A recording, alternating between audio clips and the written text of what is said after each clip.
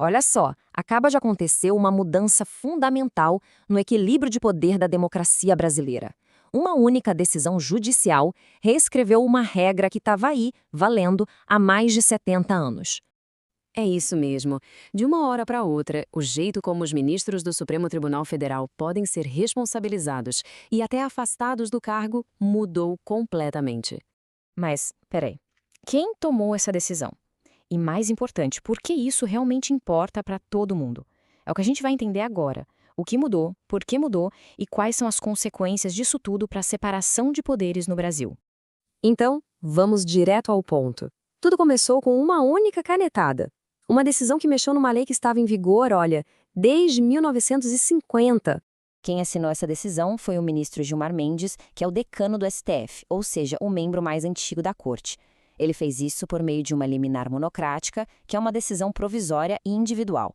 Na prática, ele suspendeu e deu uma nova interpretação para os trechos da lei do impeachment que falam sobre os próprios ministros do Supremo. E agora, essa decisão dele precisa ser analisada por todos os outros ministros, no plenário. Tá, mas qual é o impacto real dessa mudança? Bom, a melhor forma de visualizar isso é comparando como era antes e como fica agora com as novas regras. A primeira grande mudança, e essa é enorme, é sobre quem pode dar o pontapé inicial no processo. Antes, qualquer cidadão podia apresentar um pedido de impeachment. Agora, pela nova regra, essa tarefa passa a ser exclusiva do Procurador-Geral da República, o chefe do Ministério Público Federal. A segunda mudança aumenta e muito a dificuldade política para que o processo ande. Antes, bastava uma maioria simples dos senadores que estivessem presentes na sessão. Agora, para sequer começar a discussão no Senado, é preciso um quórum altíssimo, o voto de 2/3 de todos os senadores. Fica bem mais difícil. E, por fim, tem uma proteção nova e super importante para os juízes. O conteúdo das decisões deles, o mérito jurídico, não pode mais ser usado como motivo para impeachment. A investigação agora deve focar só na conduta, em coisas como negligência ou falta de decoro, e não no teor das sentenças. Ok, a gente viu as mudanças. Mas por que fazer algo tão profundo assim? A justificativa oficial que aparece na decisão é bem específica. A necessidade de blindar o Poder Judiciário de pressões externas. O centro do argumento é uma preocupação com o que se chama de constitucionalismo abusivo. Parece um termo complicado, né? Mas a ideia é que as próprias ferramentas da lei, como o impeachment, podem ser distorcidas e usadas como arma para enfraquecer instituições e, no fim, abalar a própria democracia. O argumento, resumindo, é que, se os pedidos de impeachment viram algo banal e com motivação política, isso pode intimidar os juízes.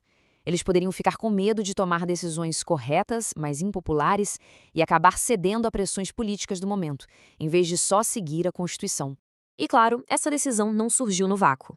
Ela se encaixa no contexto político brasileiro que, vamos combinar, tem sido bastante tenso, com um longo histórico de atritos entre os poderes. É só a gente olhar para a nossa história. O impeachment sempre foi uma ferramenta política de altíssimo impacto, usada em momentos de crise aguda contra presidentes. Os casos do Collor e da Dilma, por exemplo, redefiniram o cenário político do país. A lei original define crime de responsabilidade com termos que são bem abertos à interpretação, como agir de modo incompatível com a honra. O argumento da nova decisão é que essa falta de clareza abre uma brecha para que o processo seja usado com fins políticos e não para punir uma má conduta real. E tudo isso acontece num momento que muitos analistas descrevem como de grande tensão institucional. Esses atritos constantes entre executivo, legislativo e judiciário são um pano de fundo que, segundo a decisão, deixa o judiciário mais vulnerável.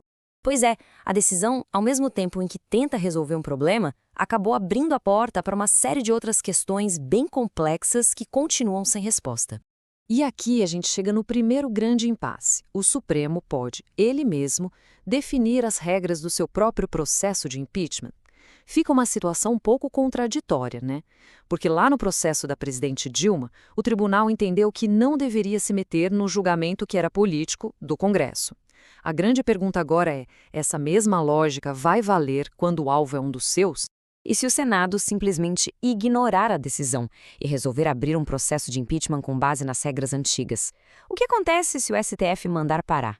Isso poderia gerar uma crise constitucional gigantesca, um confronto direto entre os dois poderes. Especialistas apontam alguns caminhos possíveis para sair desse nó. O Supremo pode recuar e manter a decisão antiga, devolvendo a palavra final ao Senado. Outra saída seria o Congresso tomar a frente e aprovar uma nova lei, mais moderna e clara para todo mundo. E existe também a possibilidade de uma reforma interna no próprio STF, com mais transparência para tentar reconstruir a confiança. No fim das contas, tudo isso volta para uma questão fundamental em qualquer democracia. Como a gente consegue cobrar a responsabilidade dos juízes mais poderosos do país, sem com isso destruir a independência que eles precisam ter para trabalhar? Essa decisão traçou uma nova linha nesse campo. E o debate sobre onde exatamente essa linha deveria estar, esse está muito longe de terminar.